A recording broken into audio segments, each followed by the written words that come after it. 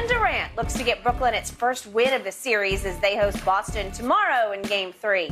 According to Fox Bet Sportsbook, the Nets are a 4-point favorite to come out on top. Shannon, what do you think about this one? Who ends up winning? Skip, I think I'm going to take the Nets in a very close ball game. Brooklyn knows if they don't win this game, it's over. The likelihood of them coming back, considering how they have played and how difficult they've made it on themselves, the likelihood of them winning the next 4 games is not very good.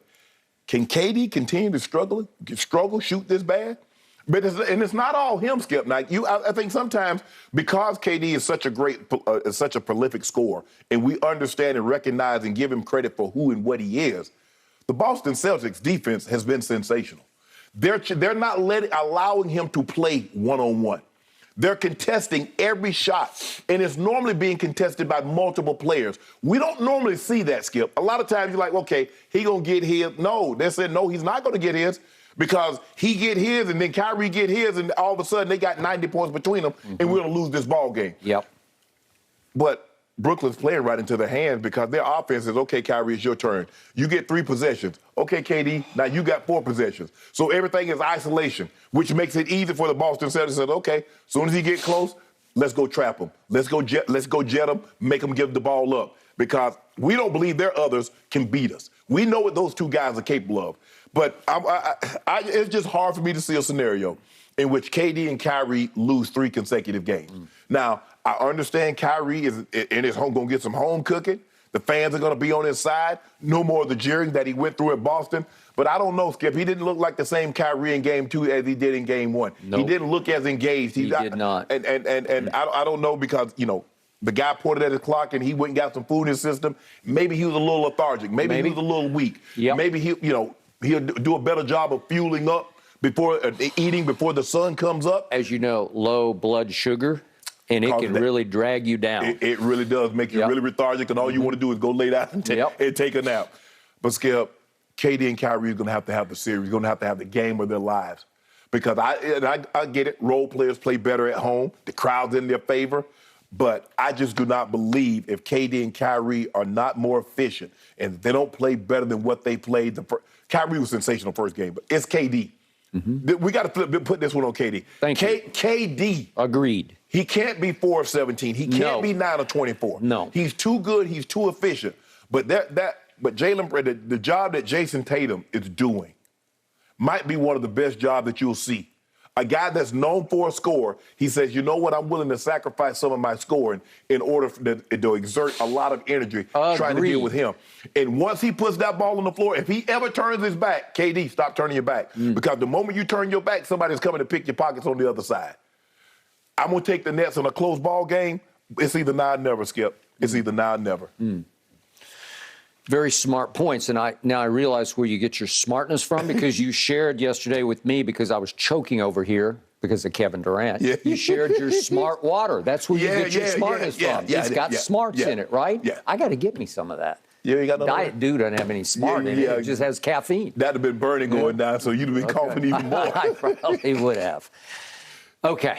Would I, as the biggest Kevin Durant fan on this planet, would I be shocked if Kevin and Kyrie suddenly said, not in our house, and won a couple of games and made this a series going back to Game 5 in Boston? I would not be shocked. But I remain shell-shocked by what I saw in Games 1 and 2. Mr. Sharp, did you see any shred of evidence in Games 1 and 2 that it will be that different in Game 3? Because I did not. No. To your point on Jason Tatum, obviously he's had a lot of help, but what I do love about him is what I haven't always loved about Jason Tatum. He does not have what I call superstar intangibles because he doesn't have a superstar ego about him. Right. He's a really good kid to me. Humble, maybe to a fault, where he is very willing. If Ime says, hey, I need you on this end more than I need you on that end.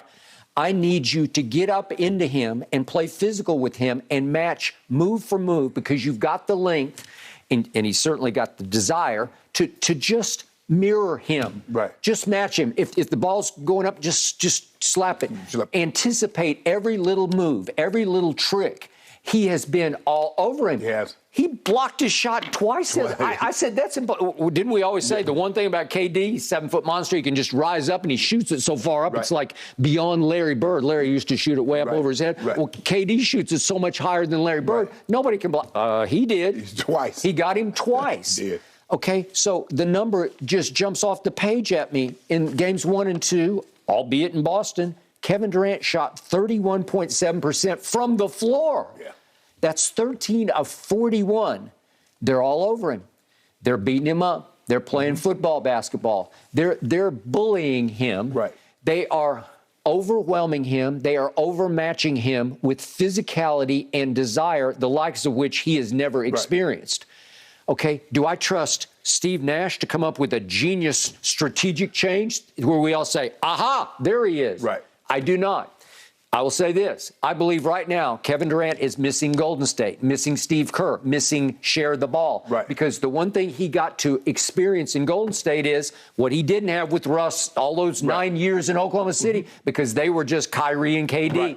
Your turn or my turn. Unfortunately, Kyrie will defer more to KD than Russ would because Russ is dribbling the ball up the floor saying, sorry, it's my turn. Too. Yeah, I'm actually better than you. In my head, I'm better than you are. So I'm going to shoot more shots than you. It's my turn. It's my turn. Well, Skip, it was hard to double team KD because the ball's moving and you got two other great shooters over there, Steph and Clay. Plus, they do move the basketball, and it is beautiful basketball. Yes.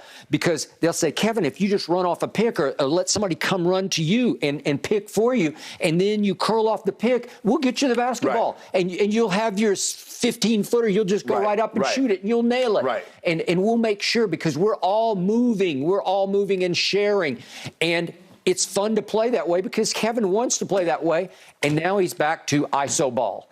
And, man, it's just hard on my eyes. It's hard to watch Kevin get this pass way up over his head out by the bench, right? But here's the thing, though, Skip. When you play that style of ball, the systems get more credit than you. Yeah. See, now all of a sudden it's the ball movement. I buy that. I got it. In Brooklyn, Skip, what is it? It's iso. It's one-on-one. There's not a better one-on-one player than Kevin Durant. He's 7 foot tall. Thank you. So now, ain't nobody running no plays. Ain't nobody back picking. Okay, it's my turn, Kyrie. Give me the ball over here in 17 feet and let me turn around and do something with it. Okay. They are 4-point favorites tomorrow evening. 4-point favorites. That's a reputation spread to me because it's not a stat spread because I can't sell it. Right. He's in the second half of games, Kevin Durant in games 1 and 2, 7 of 24. That's 29.2%. Second half, he's 1 of 5 from 3. He's a minus 30. Okay, so back to the question at hand.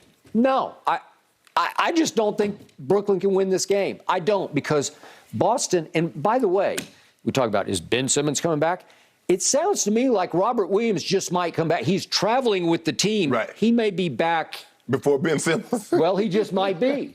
And will he make them even a little better on defense? Yeah, absolutely. Okay. Yes. Well, sure he will. Al Horford has played big. He played unbelievable. I skip all the guys. I mean, they bought in. Even Daniel Tyson, he's not the greatest. He's not the most athletic. But anytime Kevin Durant gets close, he's challenging everything. Yeah, he's just strong. Yeah. And he's a linebacker. But here's the thing, Skip. This is what Boston's hoping. Let's get the ball game to the fourth quarter.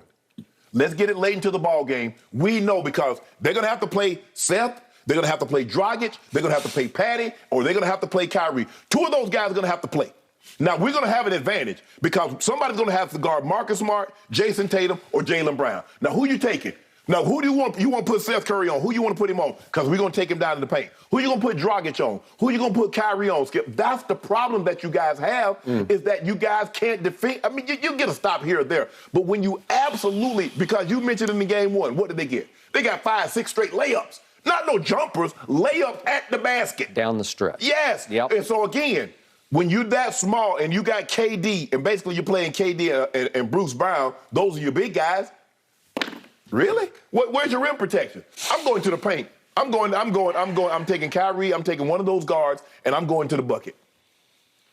Will we see a LaMarcus Aldridge sighting? Will we see Blake Griffin come off the bench? Does he even travel? Does he even dress?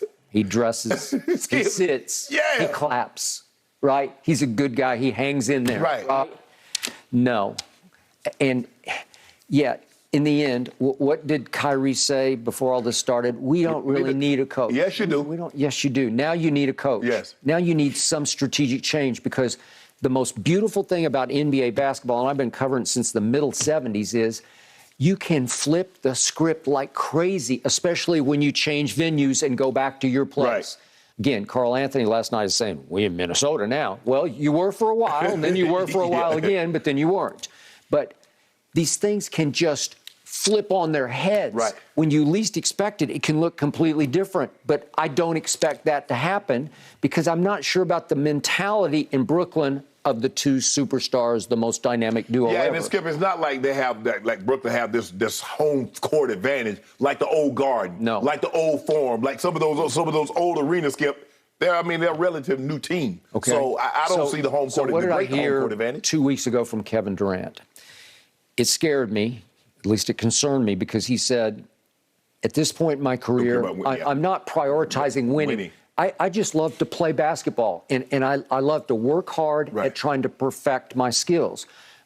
I got it. But are you driven to win these games? Probably not. Are you losing sleep when you lose these games? I do not think so. Skip, KD know what's being said.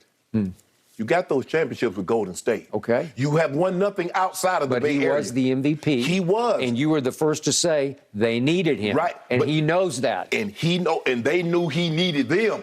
Okay. He had to go something, Skip. You can't leave OKC and not go to a place where you can get a title. LeBron could, because LeBron already had 3 titles. Kevin Durant had to go leave. When he left OKC, Skip, that's why he could go to Brooklyn.